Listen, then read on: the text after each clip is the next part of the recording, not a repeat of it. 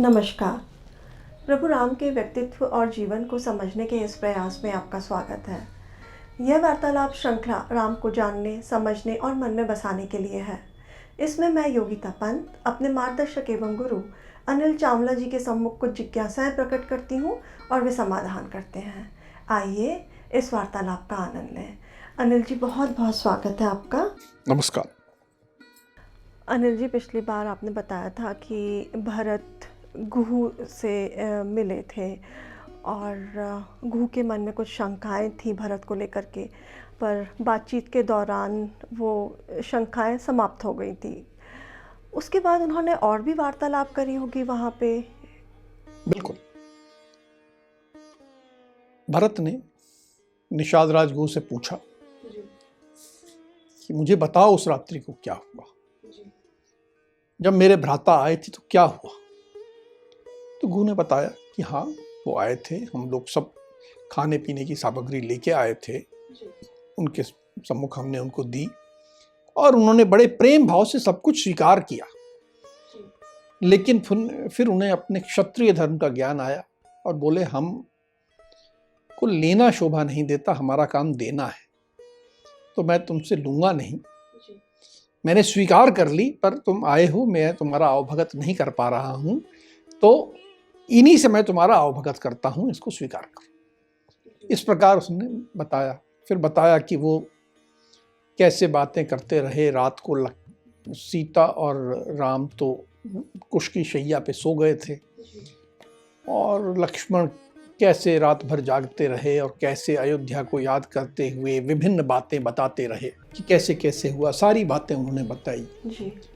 और फिर प्रातः जब उठे, गंगा किनारे आए, तो राम ने कहा कि हम तो जटाधारी बनेंगे और जटा के लिए बड़ का दूध ले आओ, और उन्होंने अपने केश को जी जटा का रूप दिया। ये सुनते ही भरत बहुत विचलित हो गया।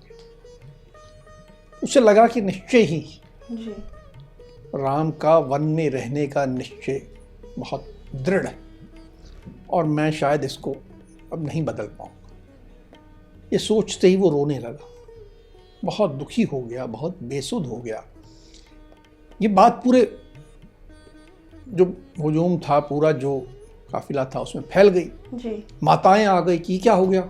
जी तो माता कौशल्या ने भरत को अपनी गोद में लिया, उसको प्यार किया, उसको बोला, देखो अब राम तो वन में है, तुम ही हमारी आशा हो, तुम ही हमारा सहारा हो, तुम्हें मजबूत बनना पड़ेगा, ऐसे नहीं चलेगा। जी हर बात बात में ऐसे कमजोर मत बनो, मजबूत बनो, उठो, उसको संभाला। जी फिर उसके बाद भरत ने गुहू से कहा कि मुझे उस स्थान पे ले चलो जी जहाँ पर कि मेरे भ्राता और मेरी भाभी सोए थे रात को। जी तो जहाँ वो कुश एकत्र करके रात को सोने का व्यवस्था की गई थी, जी उस पेड़ के नीचे पहुँचे।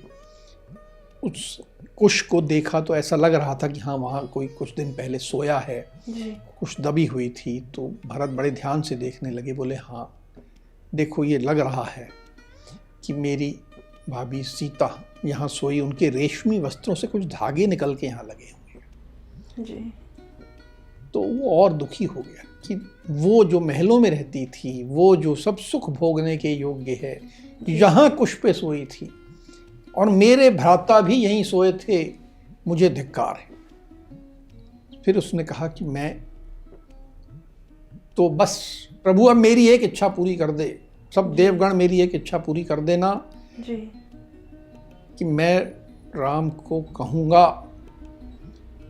कि आप जाइए अयोध्या में राज्य करिए और मैं और शत्रुघ्न यहाँ वन में आपके स्थान पे रह लेंगे। 14 वर्ष वन में रहने का संकल्प आपके स्थान पे हम पूरा करते हैं। वो इस तरह विलाप करते हुए कहने लगा, बहुत भावुक हो। फिर अगले दिन जो है भरत ने गंगा पार करके ये निकले होंगे राम जी से मिलने के लिए। तो रास्ते में जैसे राम जी को भारद्वाज आश्रम मिला था, वो ऋषि भारद्वाज से मिलने के लिए गए थे, तो भरत भी निश्चित ही गए होंगे उनसे मिलने के लिए। बिल्कुल गए थे। इन्होंने निषाद राजगुह की मदद से जी पूरी सेना ने, पूरे अयोध्या के लोगों ने बहुत सारी नावों के सहारे पूरी गंगा पार करी। जी उसमें रथ भी थे, घोड़े भी थे और हाथियों ने तैर के पार करी, गंगा पार करी। गंगा पार करके ये लोग चले, दिन भर चल के फिर जब संध्या काल आने वाली थी तो जब महर्षि भारद्वाज का आश्रम आने वाला था जी तो कुछ दूर पहले, जी 1-2 कोस पहले, भरत ने आदेश दिया कि सारी सेना, सब लोग यहाँ रुक जाओ, जी आप लोग वहाँ आश्रम में नहीं जाओगे। और फिर ये वहाँ से अपने रथ व इत्यादि को वहीं त्याग कर ऋषि वशिष्ठ, उनके शिष्यों, कुछ पुरोहित ब्राह्मणों को सामने रख के जी भरत और शत्रुघ्न महर्षि भारद्वाज से मिलने गए। ऋषि भारद्वाज उनको देख के जी समझ गए कि ये दशरथ के पुत्र हैं। जी उन्होंने अपने शिष्यों को आदेश दिया कि इनके स्वागत के लिए अर्घ्य वगैरह लाओ, इनका स्वागत किया जाए। जी फिर वे महर्षि वशिष्ठ से मिले। इतने में इनके स्वागत की सामग्री आ गई तो उनका स्वागत किया, बिठाया। बैठाने के बाद महर्षि ने इनका कुशल क्षेम पूछी कि भाई अयोध्या में सब ठीक ठाक है, जी आप लोग सब ठीक हो, परिवार में सब ठीक है, सब कुशल मंगल है। जी इन्होंने भी ऋषि से पूछा कि आपके आश्रम में सब सकुशल है, सब ठीक ठाक है? हाँ, सब ठीक ठाक है। जी फिर महर्षि ने कहा कि भाई मुझे जैसा मालूम हुआ तुम्हें राज्य की जिम्मेदारी मिली है, दायित्व मिला है, जी तो तुम ये पूरे सब सेना लेके, सब लोग लेके कहाँ निकले हो? जी इधर तो इसी रास्ते पे तो तुम्हारे बड़े भ्राता गए थे, राम इसी रास्ते गए हैं, तुम उनके पीछे पीछे जा रहे हो। मुझे कुछ समझ में नहीं आ रहा है, मुझे कुछ अनिष्ट की आशंका हो रही है। तो जब ऋषि ने भरत से ये कहा तो भरत की आंखों से आंसू आ गए। उन्होंने कहा, ऋषिवर, यदि आप भी मुझे ऐसा कहेंगे, जी आप भी मुझ पे ऐसी शंका करेंगे जी तो मेरा जीवन व्यर्थ है। मैं तो हर तरह से मर गया, मेरे जीवन में कुछ नहीं बचा है। जी आप मुझ पे ऐसी शंका ना करें। आप सर्वज्ञाता हैं, त्रिकालदर्शी हैं, आप जानते हैं कि इसमें मेरा कोई दोष नहीं है। माता ने जो कुछ किया बिना मेरी सहमति के किया। आने के बाद मैंने पूरी तरह जी प्रयास किया है कि मैं किसी प्रकार भी राजा का मुकुट ना पहनूं, राजा के राज्याभिषेक से पूरी तरह दूर रहा हूं, और मैं जा रहा हूं ताकि मैं राम का राज्याभिषेक करके उनको ला सकूं। जी और सब लोग भी जा रहे हैं, इसलिए जा रहे हैं, कृपया आप मेरे पे ऐसी शंका ना करें। और वो रोने लगे। अब गुरु वशिष्ठ और बाकी जो विद्वत जन साथ थे, जी उन्होंने भी महर्षि भारद्वाज को कहा कि नहीं, ये भरत निर्दोष है, इसके मन में ऐसी कोई बात नहीं है, हम लोग केवल राज्याभिषेक करने जा रहे हैं, आप अनिष्ट की बात ना लाएं मन में। जी श्री भारद्वाज ने कहा, हाँ।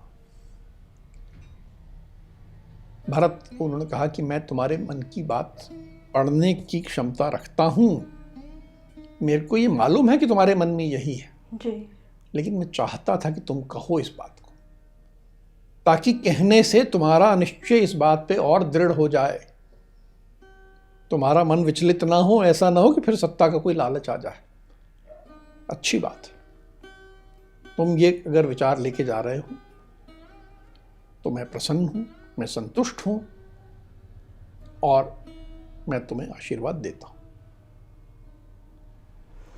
ये बहुत ही दुखद पल रहा होगा भरत के लिए कि सब उसके को एक के बाद एक शंका करते जा रहे हैं और उसको। बिल्कुल। तो जब ये ऋषि भारद्वाज संतुष्ट हो गए भरत की बातों से, फिर उन्होंने क्या कहा और क्या कहा उनसे? फिर उन्होंने कहा कि तुम यहाँ आए हो, जी मैंने तुम्हारा स्वागत किया है, पर मुझे मालूम है कि तुम्हारे पास आज पूरी सेना है, जी उसको तुमने इतनी दूर क्यों ठहरा दिया, क्यों रुकवा दिया? तो भरत ने कहा कि मैंने शुरू से ये सुना है कि जो आश्रम होते हैं, तपोवन होते हैं, वहाँ पर हमें कोलाहल नहीं करना चाहिए। वहाँ आपकी जो अध्ययन चल रहा हो, जो भी तपस्या चल रही हो, उसमें विघ्न नहीं डालें। अब इतने सारे लोग हैं, इतना हुजूम है, तो आपको आपके यहाँ पर कुछ ना कुछ विघ्न आएगा, कुछ दिक्कत आएगी, इसलिए मैंने दूर रखा और मैं आया हूँ आपके पास। ऋषि ने कहा, नहीं, मैं तुमसे बहुत प्रसन्न हूँ, तुम्हारे मन में जो विचार है उससे मैं बहुत संतुष्ट हूँ, और आज रात्रि मैं तुम्हारे और तुम्हारे साथ चलने वाले सब लोगों की आवभगत करना चाहता हूँ। तुम सबको बुला लो और आज मेरा आतिथ्य स्वीकार करो। और फिर ऋषि ने सबको रात में पूरी तरह हर अच्छे ढंग से सबका भोजन, रुकने का इंतजाम, सब कुछ अच्छे से किया। और प्रातःकाल में जी जब सब हो गए तो फिर उनकी विदाई के लिए, आशीर्वाद देने के लिए भी तैयार थे कि हाँ, अब मैं उन्हें आशीर्वाद दूँ। ये जब भरत चले थे तो उनकी माताएं भी उनके साथ में थी, तो उन्होंने अपनी माताओं का परिचय ऋषि भारद्वाज से किस तरह कराया? हाँ, जब प्रातःकाल हुआ, जब आशीर्वाद देके विदा करने लगे ऋषि, तो ऋषि ने कहा कि हे भरत, तुम्हारे साथ तुम्हारी माताएं भी हैं जी, उनसे भी तो मेरा परिचय कराओ जी। उसके बाद मैं तुम्हें चित्रकूट का मार्ग बताऊंगा, जी, पहले उनसे परिचय कराओ। तो भरत गए, माताओं को ले आए सम्मान पूर्वक। जी, ऋषि के सामने आ गई जब, तो ऋषि ने कहा कि ये जो माता आपको पहली दिख रही हैं, जो कि बहुत दुबली हो गई हैं, जो कि दुख के कारण, बार बार उपवास करने के कारण, जो कि देवी स्वरूपा हैं, जी, जिन्होंने सिंह रूपी पुरुष राम को जन्म दिया है, वे माता कौशल्या हैं। दूसरी जो बहुत दुखी दिख रही हैं, कातर भाव में दिख रही हैं, जिन्होंने जी, एक नहीं दो सिंह रूपी पुरुष, सर्वगुण संपन्न पुरुषों को जन्म दिया है, यानी वो लक्ष्मण और शत्रुघ्न की माता हैं, सुमित्रा। और वो जो तीसरी दिख रही हैं, जी, वो ही कारण है जिसके कारण राम, लक्ष्मण और सीता वन में गए। ये दिखने में तो ठीक दिखती हैं, जी, पर अत्यंत अनार्य हैं, ये क्रूर हैं, ये अपने आप को बहुत सुंदरी समझती हैं और इनमें गर्व भरा हुआ है। ये हर तरह से इनका आचरण जो है धर्मानुकूल नहीं है, और हमारे परिवार पे, राम, लक्ष्मण, सीता पे जो संकट आया है, और सबसे ज्यादा जो मुझ पे संकट आज आया हुआ है, जी, जो मैं आज ये परेशान हूं, इन सब के कारक यही हैं। और दुर्भाग्य से ये मेरी माता है। ये क्या की उन्होंने इन कठोर शब्दों से अपनी माता का परिचय कराया। ऋषि थोड़ा मुस्कुराए, उन्होंने कहा, देखो भरत, अपनी माता के प्रति इतने कठोर मत हो।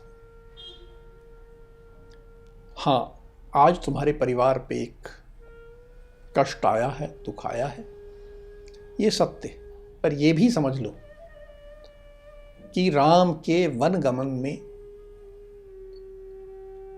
तुम्हारे परिवार का अभ्युदय भी छिपा है। ये कहीं ना कहीं बहुत बड़ा सुख लेके आएगा, तो माता के प्रति इतने कठोर मत बनो। ऋषि भारद्वाज ने इस मतलब संबंधों को सहेजने का प्रयास किया कि यहाँ पे, परिवार में गलती भी हो गई है, जी, तो भी जी, उसे हमें साथ लेके चलना है।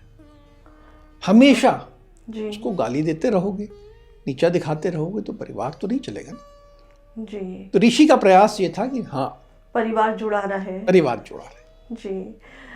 अब यहाँ से ऋषि से विदा लेने के बाद चित्रकूट पहुँचे होंगे, तो वहाँ फिर क्या किया भरत ने?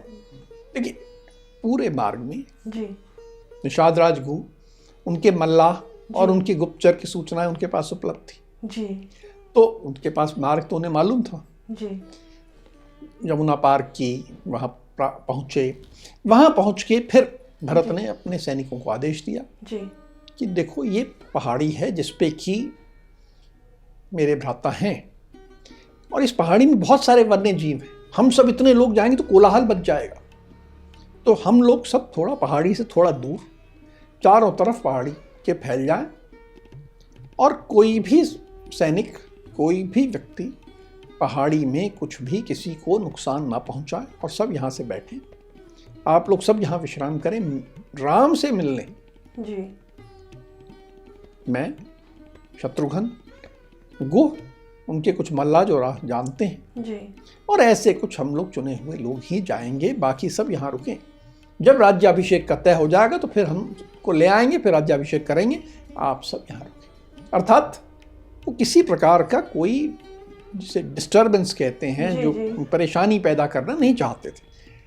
जैसे वो भरद्वाज ऋषि के आश्रम से दूर रुके थे, हाँ, वही वैसे मुझे- ही उन्होंने पूरे सम्मान भाव से चित्रकूट के पहाड़ी से थोड़ी दूर रुक के, 1-2 कोस दूर रुक के, वो सबको उन्होंने वहाँ रुकवा दिया। उन्होंने वन्य जीवन और दूसरे लोगों का भी हित का ख्याल रखा, चाहे वो ऋषि आश्रम के पास था कि चाहे चित्रकूट में था।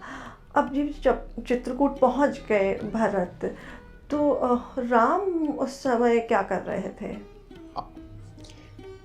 राम इतने समय में अब वन्य जीवन के पूरे अभ्यस्त हो गए थे। जी उन्होंने अपनी कुटिया बना ली थी, भोजन का प्रबंध होने लगा था, सब कुछ हो गया था, तो बड़े आनंद भाव से जी राम लक्ष्मण के साथ सीता को पूरा वन दिखा रहे थे कि ये इस प्रकार की वनस्पति है, ये इस प्रकार के फूल हैं, देखो वो जानवर ऐसा है, वो मोर ऐसा है, वो पक्षी ऐसा है। वो मंदाकिनी नदी के किनारे आनंद से विचरण कर रहे थे, बहुत आनंद में, जी वन्य जीवन के साथ पूरी तरह तारतम्य बनाए हुए, कोई उनको परेशानी नहीं, कोई कष्ट नहीं, आनंद से विचरण कर रहे थे। ऐसा समय था। जी उन्होंने ढाल लिया था अपना जीवन बिल्कुल। उस परिस्थिति के अनुसार, और तभी वो खुश भी थे। अब जब भरत चित्रकूट पहुंच गए, तो राम को भरत के आने की सूचना कैसे मिली? जब ये तो बड़े आनंद से घूम रहे थे, जी अचानक मन में कोलाहल मच गया, सब जीव जंतु इधर उधर भागने लगे। जी सब कोई हिरण उधर भाग रहे हैं, कोई अपनी गुफा से निकल के शेर भाग आया है, कहीं से कोई और जानवर निकल रहे हैं, पक्षी चहचहाने लगे। तो राम ने लक्ष्मण से कहा कि ये कुछ गड़बड़ लग रहा है, ये क्या हो रहा है? और उधर उतना धूल का गुबार भी उड़ता दिख रहा है। जी वो पहाड़ी के नीचे कहीं मुझे धूल का गुबार उड़ता दिख रहा है, क्या हो रहा है? जरा तुम एक पेड़ पे चढ़ो, ऊपर चढ़ के देखो क्या हो रहा है। जी तो लक्ष्मण पेड़ के ऊपर चढ़े, वहां से उन्होंने देखा और राम को कहा कि जल्दी से सीता को किसी गुफा में छुपा देते हैं, और हम दोनों अपने तीर धनुष लेके अब सामना करने को तैयार हो जाते हैं। एक सेना आ रही है और हमें सामना करना। जी हमने कहा सेना? कौन सी सेना की बात कर रहे हो तुम? इस वन में हमारे पर आक्रमण करने कौन सी सेना आ गई? तो लक्ष्मण ऊपर ही थे। जी तब तक उन्होंने और देखा, बोले भ्राता ये तो अयोध्या की सेना है, वो दुर्बुद्धि भरत हम पर आक्रमण करने आया है, वो चाहता है कि हमें मार दे जी और वो अयोध्या पे हमेशा राज कर सके, कोई दिक्कत न आए, इसलिए आया है वो। और मुझे दिख रहा है कि सब अयोध्या की सेना है, अयोध्या का ध्वज है, अयोध्या के मुझे सब हाथी घोड़े सब मैं पहचान रहा हूँ, ये अयोध्या की सेना है और भरत आ गया है, और अब आप मुझे नहीं रोकेंगे। आज इस युद्ध भूमि में भरत का वध करूंगा मैं, वहाँ यहाँ आज वो जिंदा नहीं जाएगा। मैं भरत का भी वध करूंगा और शत्रुघ्न का भी वध करूंगा, क्योंकि वो शत्रुघ्न भरत के साथ है, उनका सगा भाई था, जी जुड़वा भाई था। जी शत्रुघ्न का भी वध करूंगा, और इतना ही नहीं, मैं कैकेयी का भी वध कर दूंगा, और कैकेयी से जुड़ा जो कोई होगा सबका वध करके इस धरती से कैकेयी को समूल नाश कर दूंगा मैं। आज बस आप मुझे रोकोगे नहीं। आप धर्म धर्म की बात करते हो, जी। जिसने हमारे साथ अपकार किया हो उसको छोड़ देना अधर्म, उसको मारना अधर्म नहीं है। जी। भरत ने हमारे साथ अपकार किया है और आज इसको मारना ही धर्म है, तो मुझे आप इस धर्म से रोकना मत। तो ये बात ने कही। अब राम ने जी। उसे शांत किया, बोले हे मेरे प्यारे भ्राता, तुमने ये कैसे सोच लिया कि वो पूरी सेना जो अयोध्या की है जी। हमें मारने आ रही है? कोई भाई दूसरे भाई को क्यों मारेगा? और मैं यहां पर अपने पिता की प्रतिज्ञा पूरी करने आया हूं, पिता का वचन निभाने आया हूं। जी। यदि मैं आज भरत को मार के वापस अयोध्या का राज प्राप्त कर लूंगा तो इसमें मैंने क्या धर्म किया? इसमें तो मुझे निंदा ही मिलेगी हर तरफ। जी। मुझे ऐसा अधर्म का आधारित राज्य नहीं चाहिए। ये तो ऐसा है जैसे विष वाला भोजन हो, विषपूर्ण भोजन नहीं खाना मुझे, ये मन से निकाल दो तुम। और भरत, उसने आज तक क्या बुरा किया है? जी। इतने वर्षों में उसने तुम्हारे साथ कुछ बुरा किया है? कोई अपकार किया है? याद करो, जो कुछ किया उसकी माता ने किया है। जी। तुम भरत के प्रति ऐसे भाव क्यों रख रहे हो? ऐसा रखना ठीक नहीं है। भरत तो इतने धर्मात्मा हैं, इतने दयालु हैं। यदि तुम्हें मन में राज्य की इच्छा हो तो बता दो। जी। मुझे विश्वास है कि मैं भरत को कहूं कि तुम अपना राज्य लक्ष्मण को दे दो, जी। तो मुझे यह भी विश्वास है कि भरत अपना राज्य तुम्हें दे देंगे। बोलो तुम्हें चाहिए क्या? मुझे तो नहीं चाहिए। जी। मुझे अगर केवल युद्ध करके लेना हो जी। तो मुझे विश्वास है कि मेरे में इतना पराक्रम है, मेरे पास इतनी क्षमता है कि मैं तो पूरी पृथ्वी जीत सकता हूं। लेकिन यदि बंधु बांधवों को मार के जी। मुझे इंद्र का सिंहासन भी मिल रहा हो तो भी मुझे नहीं चाहिए। और अपने भ्राताओं जी। की हत्या का विचार मैं कैसे ला सकता हूं? मेरे मन में तो कभी आ ही नहीं सकता। मैं जो भी अगर जीवन में धर्म, अर्थ, काम, राज्य जो भी आज आशा करता हूं, कामना करता हूं, वो तो मैं तुम लोगों के लिए करता हूं। मैं राज्य जब लूंगा, कभी लूंगा भी तो केवल इसलिए कि तुम लोग उसका सुख भोग सको, मुझे अपने लिए नहीं चाहिए। और उसमें ऐसी बात सोचना, कैसे सोच रहे हो तुम? जी। तो ये सुन के लक्ष्मण बिल्कुल पानी पानी हो गए, शर्मिंदा हो गए। उन्होंने कहा हाँ। फिर मन में विचार आया कि हम ये सोच रहे हैं और कि भरत आ रहा है, जी। हो सकता है हमारे पिताजी ही आए हों।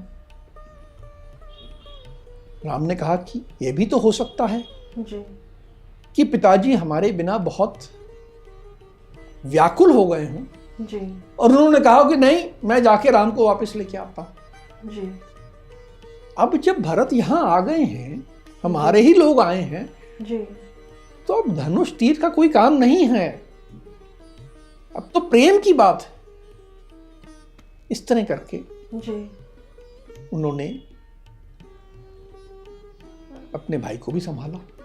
और एक स्थिति जो कि बिगड़ सकती थी, जी। देखिए एक गलतफहमी जी। परिवार को कैसे बर्बाद कर देती है, जी। उस गलतफहमी वाली स्थिति को भी राम ने संभाला। जी।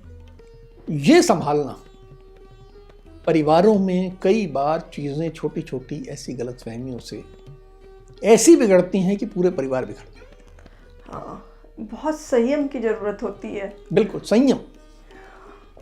अभी ऐसा प्रतीत होता है कि भरत को बार बार अपनी विश्वसनीयता सिद्ध करनी पड़ रही हो। जब वो गुहू से मिले तो गुहू ने उन पे संदेह किया, फिर महर्षि भारद्वाज से मिले तो उन्होंने, उनके मन में शंका थी। अब जब राम से मिलने आए तो लक्ष्मण जी के मन में उनके प्रति जो था भाव, ऐसे कह सकते सकारात्मक सोच नहीं थी उनके प्रति। तो बार बार भरत को एक उनकी माता की गलती के कारण बार बार सिद्ध करना पड़ रहा था कि मैं गलत नहीं हूँ। तो इस बारे में आपका क्या कहना है? ये तो बहुत बड़ी सीख वाली बात है। हमेशा जी। विश्वास बनाना बहुत लंबी प्रक्रिया है, सालों लग जाते हैं, धीरे धीरे विश्वास बनता है। जी। और एक गलती से, एक कुछ हमने धर्म के पथ से अलग हो गए जी। तो एक वो जो कालिख होती है, जी, वो जो दाग लगता है, वो हमेशा के लिए हो जाता है। वो बहुत लंबे समय के लिए होता है और केवल व्यक्ति के लिए नहीं होता। जी। उसकी संतान भी उसका दुख भोगती है। यदि कोई व्यक्ति मेरे साथ धोखा करता है, जी। उसके 20 साल बाद, 25 साल बाद भी उसका पुत्र भी आके मुझे मिलेगा और परिचय देगा कि मैं उनका पुत्र हूं, तो मेरे मन में पहला विचार क्या आएगा? अच्छा, ये उस धोखेबाज का पुत्र। हाँ, जैसे हम राजनीति में देखते हुए आते हैं। कहीं भी, हाँ। व्यापार में हो, राजनीति में हो, कि जीवन के किसी भी क्षेत्र में हो, जी। अगर कोई किसी की छवि मेरे मन में एक बार बन गई, उसकी किसी गलती के कारण कोई मैंने उससे लेन देन किया और उसने मुझे धोखा दे दिया, जी। वो मेरे मन में ऐसे अंकित हो जाएगा कि उस जो अंकित हुआ है, जो कि मेरे मन में पक्का जम गया है, जी। उसको हटाने के लिए उसके पुत्र को 20 साल बाद, 25 साल भी भारी प्रयास करना पड़ेगा कि मैं वैसा नहीं हूँ, मैं वैसा नहीं हूँ, सिद्ध करने के लिए। जी। तो ये हमेशा रहता है। और इसलिए जो हमें शिक्षा मिलती है कि ऐसा ना करें। ये शंका वाली बात जो है, भरत को देखिए, भरत की कोई गलती नहीं थी। जी। गलती उनकी माता ने की और वो पहले दिन से उसका विरोध कर रहे हैं कि भाई मैं इसके साथ नहीं हूं, जी। लेकिन फिर भी उस भुगत रहे हैं। जी। और यहां तक हुआ, राम ने अभी तो संभाला, जी। लेकिन 14 वर्ष पश्चात जब राम वन से लौट रहे थे, जी। तो उनके मन में भी शंका आई कि कहीं ऐसा तो नहीं कि भरत को राज्य जो है बहुत पसंद आ गया और मैं जाऊं तो उसको अच्छा ना लगे। स्वाभाविक बात है। जी, कहीं ना कहीं शंका। जी। तो इसलिए शिक्षा यही मिलती है हमें जी। कि यथासंभव हर तरह से हम प्रयास करें कि जो सही मार्ग है, धर्म का मार्ग है, उसे ना छोड़ें। हाँ, भले ही छोटी सी बात हो, उसे भी हमें गलत नहीं करना चाहिए। भले ही वो छोटा सा हमें लगता है कि नहीं, इससे तो कुछ चलता है, ये तो इतनी छोटी सी बात है, चलता है, ये तो इससे चलता, जो एटीट्यूड है वो नहीं होना चाहिए। बहुत अच्छी बात बताई अनिल जी आपने। अब आज की चर्चा को हम यहीं विराम देते हैं। अगली कड़ी में राम के जीवन से जुड़े कुछ अनछुए पहलुओं के साथ हम दोनों फिर उपस्थित होंगे। राम राम। राम राम।